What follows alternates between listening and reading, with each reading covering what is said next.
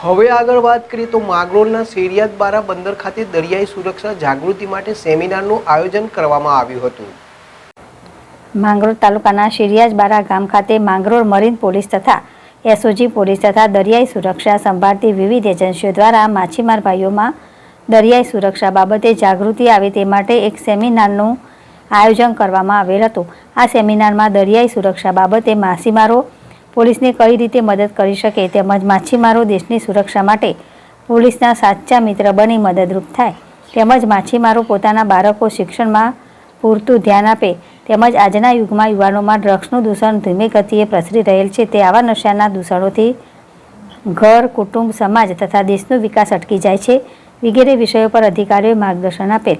માંગરોળ શેરિયાતબારા નવી ગ્રામ પંચાયત બનતા નવા ચૂંટાયેલા સરપંચે હાજર અધિકારીઓ શિયાઓનું સન્માન કરેલ અને અધિકારીઓ દ્વારા ચૂંટાયેલ સરપંચનું પણ સન્માન કરવામાં આવ્યું હતું. જીતુ પરમાર, જેડેશ ટીવી, માંગરોળ.